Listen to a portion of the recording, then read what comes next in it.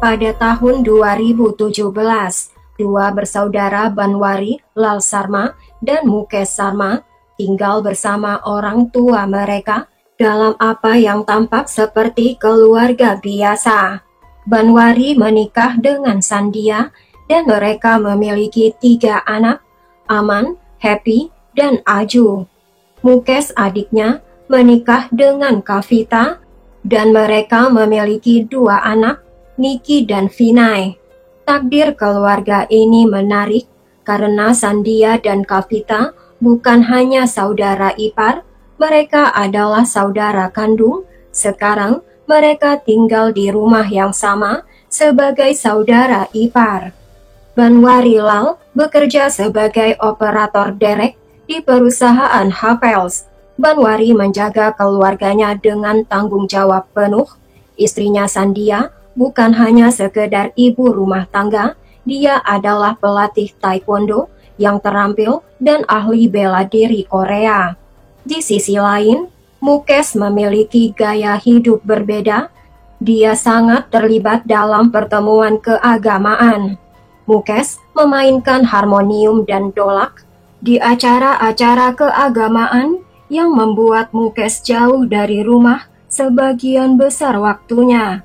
Pada malam hari tanggal 2 Oktober 2017, setelah selesai makan malam, Banwari Lal berbaring untuk tidur di kamar di lantai dasar bersama ketiga anak-anaknya dan keponakannya yang lebih tua.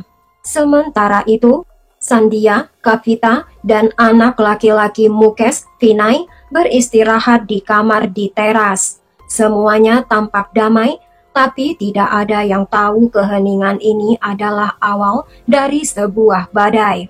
Keesokan harinya tanggal 3 Oktober 2017, sekitar pukul 5:30 pagi, Sandhya dan Kavita bangun pagi seperti biasanya untuk memulai pekerjaan rumah tangga mereka. Mereka harus mempersiapkan sarapan lebih awal karena anak-anak harus sekolah dan para pria harus bekerja. Masih mengantuk karena tidur, Sandhya melangkah maju menuruni tangga dengan Kavita mengikuti dari belakang. Ketika mereka mencapai lantai bawah, perasaan aneh merayapi mereka. Ada sesuatu yang tidak beres. Mata mereka tertuju pada tanda merah tua di lantai, garis-garis, dan tetesan darah. Napas mereka menjadi cepat dan berat ketika mereka mengikuti jejak kabur menuju ke kamar tempat Banwari Lal dan anak-anak seharusnya tidur. Sandhya membeku di tempat, napasnya tercekat di tenggorokan, tangannya gemetar mencoba mengambil nafas perlahan. Sandhya melangkah maju dan dengan pelan mendorong pintu terbuka. Saat mata Sandhya melihat apa yang ada di dalam, jeritan keluar dari tenggorokannya memenuhi seluruh rumah dengan begitu penuh ketakutan. Terkejut oleh teriakan, Kavita berlari ke depan dengan jantung berdebar ketakutan. Kavita tidak tahu apa yang terjadi, tetapi teror dari jeritan saudara perempuannya menggambarkan sesuatu yang mengerikan. Keduanya masuk ke dalam ruangan. Kedua saudari itu jatuh ke lantai, tubuh mereka gemetar saat mereka menangis tidak terkendali. Hingga tetangga mereka mendengar suara mereka bergegas ke dalam rumah. Pada awalnya tetangga mengira mungkin itu adalah seseorang sakit parah. Tetapi saat tetangga memasuki ruangan itu, di dalam ruangan kecil itu, Banwari Lal dan ketiga anaknya, Aman, Happy, dan Aju, dan keponakannya Nikki, terbaring tak bergerak berlumuran cairan merah. Lantai basah kuyup dalam genangan cairan merah tua dengan tangan gemetar. Seseorang dengan cepat menghubungi polisi. Dalam 45 menit, polisi tiba di lokasi kejadian. Kemudian ada suara tiba-tiba memotong kekacauan. Banwari Lal dan Aman masih bernapas. Mereka masih hidup. Mendengar ini, polisi tidak membuang waktu. Mereka memanggil ambulans dan melarikan kedua korban ke rumah sakit. Tetapi takdir berkata lain. Begitu mereka sampai di rumah sakit, dokter memeriksa mereka dan menyatakan mereka sudah meninggal. 5 pembunuhan brutal termasuk 4 anak-anak yang tidak berdosa. Berita menyebar di sekitar distrik tersebut. Perwira tinggi polisi dan regu anjing bergegas ke tempat kejadian. Ada gambaran kekejaman yang luar biasa. Sandia melihat tubuh suaminya dan anak-anaknya yang berlumuran cairan merah. Sandia tidak dapat bertahan dan harus dibawa ke rumah sakit.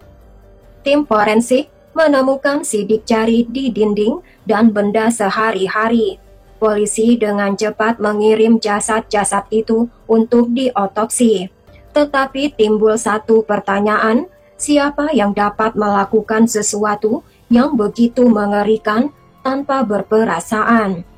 Tidak hanya pada seorang pria dewasa, tetapi juga pada anak-anak yang tidak bersalah.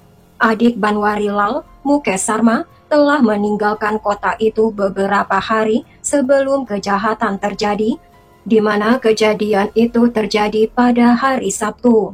Setelah kejadian itu, keluarga mencoba menelpon Mukesh Sarma berulang-ulang, tetapi tidak ada jawaban. Seolah-olah dia tidak tahu mengenai tragedi yang terjadi di rumahnya. Polisi memeriksa rekaman CCTV dari semua titik masuk dan keluar daerah itu. Namun, mereka tidak menemukan sesuatu yang tidak biasa. Tidak ada satupun wajah mencurigakan muncul yang terekam. Kamera ditempatkan sedemikian rupa sehingga seseorang dapat dengan mudah mengambil rute lain dan menghindari tertangkap di kamera. Menyadari ini, polisi memutuskan tindakan tegas. Polisi menyiapkan keamanan di setiap pintu masuk dan keluar desa. Tidak seorang pun diizinkan pergi tanpa mengungkapkan identitas. Polisi fokus untuk mengungkap musuh yang mungkin dimiliki keluarga itu. Bila si pelaku hanya menargetkan Banwarilal, itu bisa jadi balas dendam pribadi. Tetapi itu lebih mengerikan, 3 anak tidak bersalah juga telah dihabisi. Polisi menemukan tentang perselisihan keluarga Banwari. Banwarilal menikahi Sandia Sarma dari Rajgar pada tahun 1999. Beberapa tahun setelah pernikahan Banwarilal, saudara laki-lakinya Mukesh juga menikah.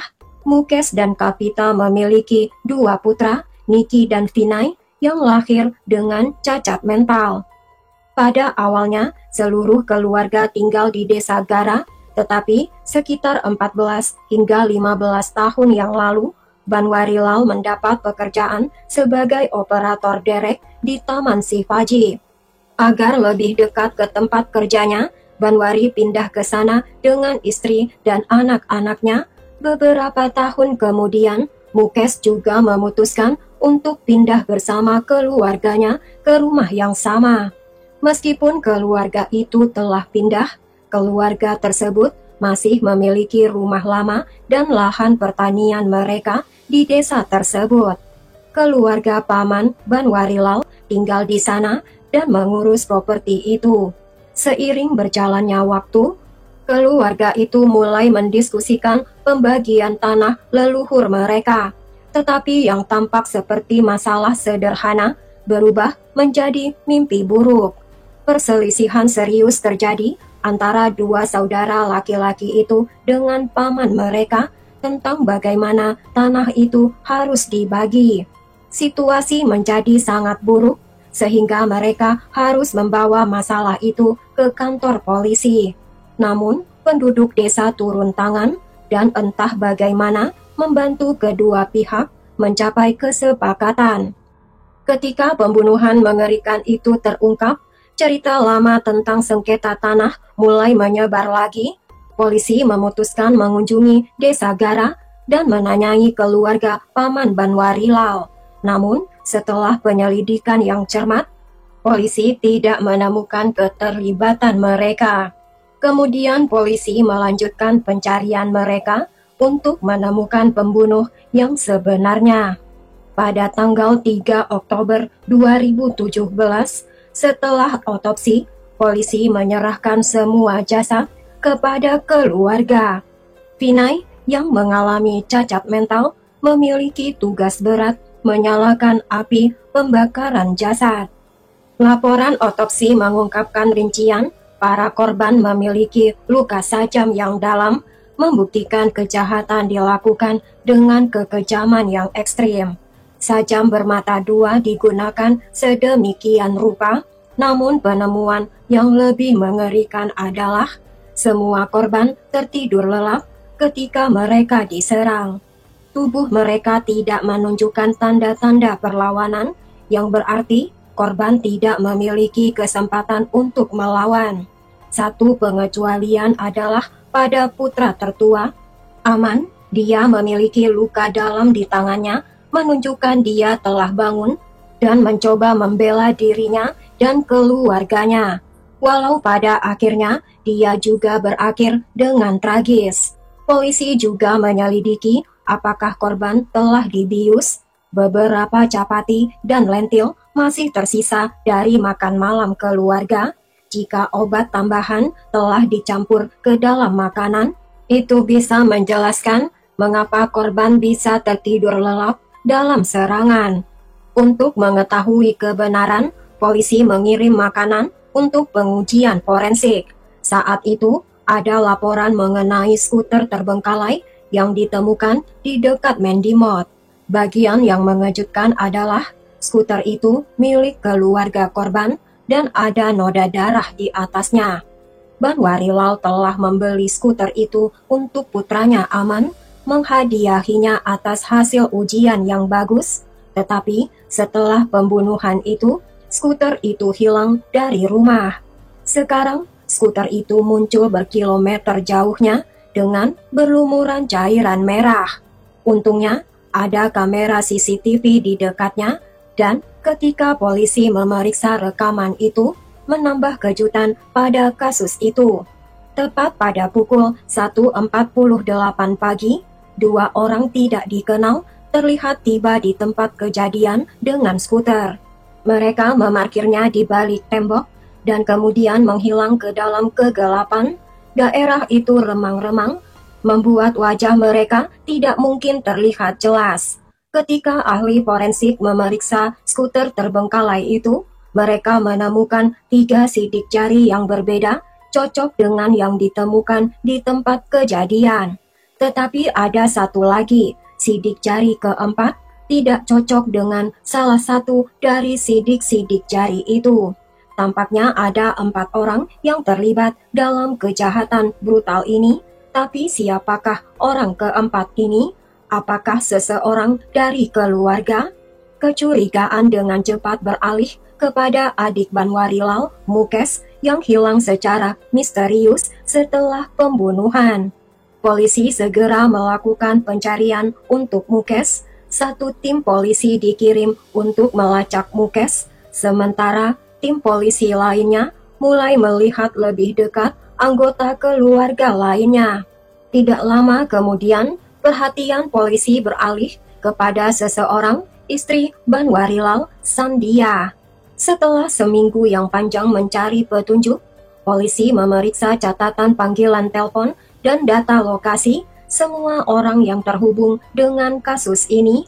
Polisi menemukan nomor aneh yang tersimpan di telepon Sandhya. Sandhya telah berbicara dengan nomor ini 2 bulan yang lalu, tetapi tiba-tiba semua kontak terhenti. Polisi dengan hati-hati melacak nomor ini dan menemukan nomor ini adalah milik Hanuman Prasajat, juga dikenal sebagai Jack.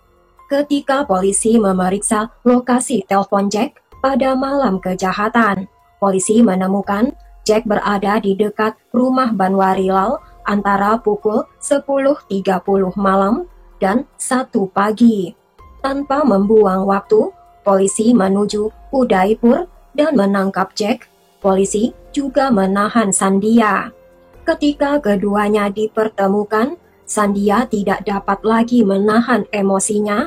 Sandia menangis dan akhirnya mengungkapkan mengapa dan bagaimana kelima pembunuhan brutal itu terjadi. Kalian pasti patah hati, bagaimana bisa seorang ibu menghabisi anak-anaknya sendiri? Sandia adalah wanita dengan mimpi yang besar. Sandia menginginkan hidup dengan penuh kenyamanan dan kemewahan. Namun Sandia menikah dengan keluarga kelas menengah ke bawah, di mana bahkan memenuhi kebutuhan sehari-hari adalah sebuah perjuangan. Karena tanggung jawabnya meningkat, Sandia memutuskan belajar taekwondo dan bekerja keras untuk menjadi pelatih. Selama kunjungannya ke kota Alwar, Sandia bertemu Jack. Saat itu Sandia telah menikah dan memiliki 3 anak. Jack 10 tahun lebih muda dari Sandia dan dia masih belum menikah. Jack belajar untuk gelar sarjana pendidikan jasmani di kota Udaipur. Dan Jack sering bepergian untuk turnamen olahraga bela diri. Seiring berjalannya waktu, Jack dan Sandia mulai bertemu lebih sering dan persahabatan mereka perlahan berubah menjadi cinta. Jack terkadang datang ke kota Alwar untuk mengunjungi temannya yang bernama Matu Sakar yang juga tinggal di desa Baraj. Jack menggunakan kunjungan ini sebagai alasan mengunjungi Sandia. Sandia menggunakan latihan taekwondo sebagai alasannya untuk bertemu Jack. Pertemuan biasa segera menjadi lebih sering. Mereka mulai menghabiskan seluruh hari bersama di rumah Matu Sakar. Hubungan rahasia mereka tumbuh makin kuat dan tak lama mereka melewati semua batasan. Tetapi, bisakah hubungan terlarang ini bisa tetap tersembunyi selamanya? Putra sulung Sandia, Aman, telah menjadi cukup pintar untuk bisa merasakan ada sesuatu yang salah. Panggilan telepon ibunya yang panjang selama beberapa hari membuat Aman curiga. Aman diam-diam menyalakan rekaman panggilan di ponsel ibunya. Keesokan harinya, ketika Aman mendapat kesempatan, Aman mendengar rekaman itu dan apa yang Aman dengar sangat mengejutkannya. Pengkhianatan ibunya sekarang menjadi jelas. Tanpa membuang waktu, Aman memberitahu ayahnya Banwarilal. Mengamuk karena kemarahan, Banwarilal segera menghadapi Sandia. Banwari memperingatkan Sandia dan dengan tegas melarang Sandia keluar rumah. Tetapi Sandia tidak lagi peduli dengan keberatan suaminya atau putranya. Pikiran Sandia sudah bulat, dia ingin menikahi Jack. 3 bulan sebelumnya, Sandia bahkan mengatakan pada Jack bahwa mereka harus menyingkirkan suaminya dan putranya. Sudah gelap mata ya Sandia ini. Pada awalnya Jack menolak, tetapi Sandia terus mendesaknya. Akhirnya Jack menyerah pada rencana gelap Sandia yang mengerikan. Untuk melaksanakan rencana mereka, Jack membeli 2 SIM card palsu, satu untuk dirinya sendiri dan satunya lagi untuk Sandia, sehingga mereka dapat berbicara secara rahasia saat merencanakan kejahatan. Tetapi mereka tahu mereka tidak dapat melakukannya sendiri. Kemudian Jack membawa seorang laki-laki bernama Deepak yang siap menghabisi seseorang demi uang. Deepak pada gilirannya melibatkan sepupunya Kapil dalam rencana ini. Mereka membuat kesepakatan mematikan Rp55.000 sebagai pembayaran. Tetapi ini bukan pertama kali Sandia mencoba untuk menyingkirkan keluarganya. Tanggal pembunuhan ditetapkan pada tanggal 2 Oktober 2017. Beberapa hari sebelumnya, Jack memesan sajam secara online jenis pemotong daging profesional. Untuk memastikan para korban tidak akan bangun selama serangan, Jack memberi Sandia dosis kuat pil tertentu. Sandia mencampurkannya ke dalam makan malam keluarga, sehingga mereka akan tertidur lelap. Kemudian, tiba tanggal 2 Oktober 2017, malam teror, Sandia memasak makanan spesial, rida dan chutney, Tetapi di dalam makanan itu ada rahasia mematikan. Sandia telah menghancurkan pil tersebut menjadi bubuk halus dan mencampurkannya ke dalam lidah dan catni. Pada malam itu, putra tertua Sandia Aman merasa sakit dan tidak makan. Seiring berjalannya waktu, pil itu mulai bekerja, membuat semua orang mengantuk, kecuali Aman yang masih bangun. Pada jam 10.30 malam, Sandia menelpon Jack. Segera Jack tiba dengan dua rekannya dalam kejahatan di pub dan kapil. Sandia berdiri di belakang pintu utama, memastikan itu adalah mereka. Tepat pukul 1 pagi, Sandia membuka pintu, membiarkan ketiga pelaku masuk. Mereka berjalan pelan seperti bayangan. Pelaku memasuki ruangan di mana Banwarilal, Aman, dan ketiga anak yang lebih kecil, Happy, Aju, dan Nikki, sedang tertidur lelap. Sandia berdiri di luar, terus berjaga. Semua korban tidak ada yang terbangun. Pelaku pertama mencengkram Banwarilal. Jack melukai leher Banwarilal. Satu persatu, pelaku melakukan tindakan mengerikan yang sama kepada ketiga anak. Tepat saat mereka akan menghabisi Aman, Aman tiba-tiba bangun. Matanya ketakutan saat dia melihat pemandangan mengerikan itu. Aman mencoba berteriak, tetapi pelaku membungkamnya sebelum Aman bisa berteriak. Aman melawan dengan sekuat tenaga, namun Jack dan orang-orangnya mengalahkan Aman dan hidup Aman juga diambil. Itu adalah pilihan Sandia untuk menghabisi anak-anaknya. Sandia berpikir setelah dia menikahi Jack, Sandia tidak akan bisa merawat anak-anaknya. Sandia juga takut orang-orang tidak akan menerima pernikahannya yang kedua jika anak-anaknya masih hidup. Dengan menyingkirkan mereka, Sandia percaya dia bisa bebas dari tanggung jawab. Setelah kejahatan mengerikan itu berakhir, Sandia menyerahkan Jack kunci skuter.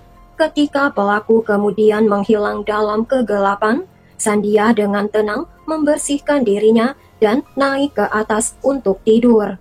Sandia berpura-pura seolah-olah tidak ada yang terjadi. Sandia menunggu pagi hari dan berpura-pura terkejut dan tidak bersalah. Sementara itu, Jack dan orang-orangnya mencapai Mandymouth dan meninggalkan skuter itu. Dalam perjalanan, mereka menyingkirkan senjata pembunuhan, tetapi kemudian polisi bisa menemukannya dan menggunakannya sebagai bukti.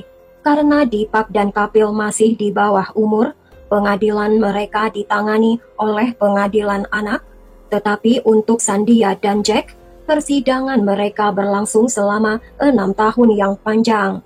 Pada akhirnya, pada tanggal 21 Maret 2023, pengadilan menjatuhkan hukuman penjara seumur hidup bagi kedua tersangka. Sampai di sini dulu kasus ini guys. Setiap kasus pasti ada motifnya, perselingkuhan yang dimulai dari persahabatan. Oleh karena itu, bila sudah menikah, sebaiknya tidak punya sahabat lain selain suami atau istri sendiri ya guys. Buang jauh-jauh cerita kekerasan yang ada di dalamnya dan ambil pelajaran positifnya. Bila suka ceritanya, berikan subscribe, like, dan tekan juga loncengnya untuk cerita yang lain.